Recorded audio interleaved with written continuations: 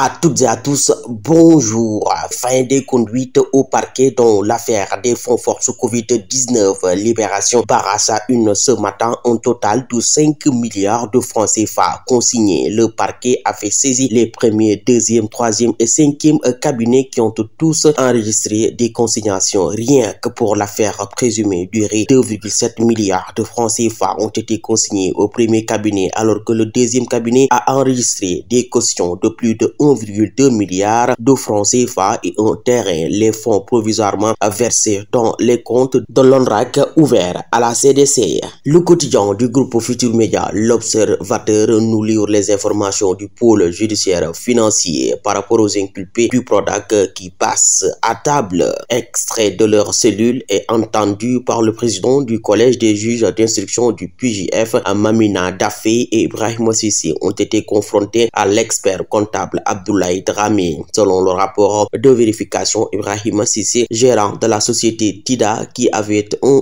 contrat pour la gestion du transit des biens du Prodac en 2017 sur la base de fausses factures, a fait payer à Locafrique la somme de 1,319 992 512 francs CFA en lieu et place des 637 813 776 francs CFA du transit, qui complique la tâche à Mamina Dafé et Ibrahima Sissi, qui ont été confrontés au comptable Abdoulaye Dramé. À l'hémicycle, levée de l'immunité parlementaire des députés Moustapha Diop et Salimata Diop, Sud Quotidien annonce ce matin que la roue est libre vers la haute cour de justice pour ces deux personnalités mises en accusation devant la haute cour de justice. Commission d'instruction, l'éclairage de Alioune Souaré, spécialiste du droit parlementaire, qui s'est confié à Sud Quotidien à ce jour. Les détails à lire à la page 2 et 3 du journal. Restons toujours dans ce siège, affaire Covid-Gate au ministère de la Femme, les graves révélations du garde des Sceaux, ministre de la Justice. Le ministre aurait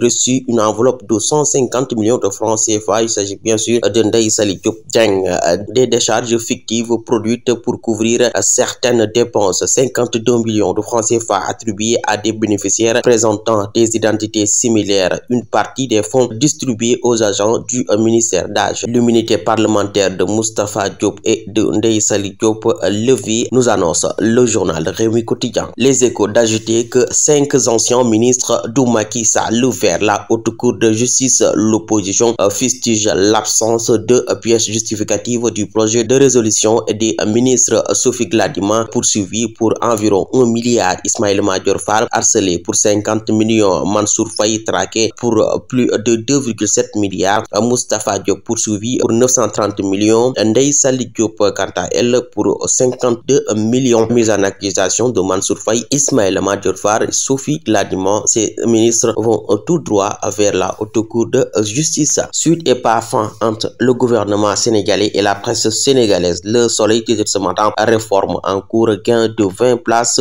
dans le rapport RSF. Les associations de médias vont debout. La presse a hué et a déjà. En conférence de presse, le directeur de la communication Abibou Dia a dévoilé les grandes lignes du rapport sur la réforme des médias. Ibrahim Lissa Faye de la CAP: nous sommes favorables à une régulation de la presse, mais dans le dialogue. De la 94e à la 74e place, les raisons du grand bond en avant du Sénégal au classement mondial de la liberté de la presse. Toujours dans le cadre de la presse sénégalaise, Enquête Quotidien nous parle des subventions et sanctions. La presse sénégalaise sous condition, un financement record de 2,7 milliards de francs CFA réservé aux bons élèves. Une politique d'aide qui redéfinit le journalisme subventionné. RSF propose un New Deal pour le journalisme. Conformité des médias, le CEDEPS recadre le ministère. Walf Quotidien, Barassa une ce titre: Mamadou Ibra Kane, il ne revient pas à l'autorité politique de dire qui a le droit d'être média au Sénégal. Ce que l'État prévoit avec le fonds d'appui à la presse, à lire absolument à la page 7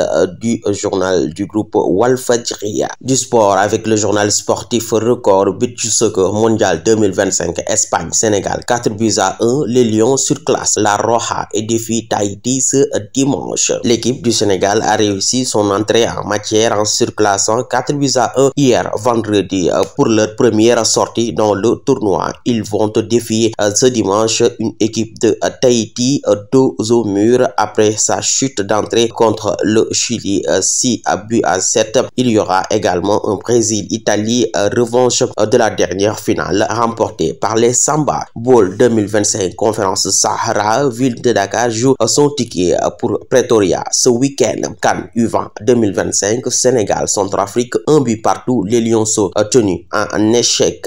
C'est un asiatique final. Al-Ahli Kawasaki frontal à 16h30. Edouard Mendy. L'heure de la consécration. Ligue 1 20e journée. US Gorée et Walidan pour titiller le leader.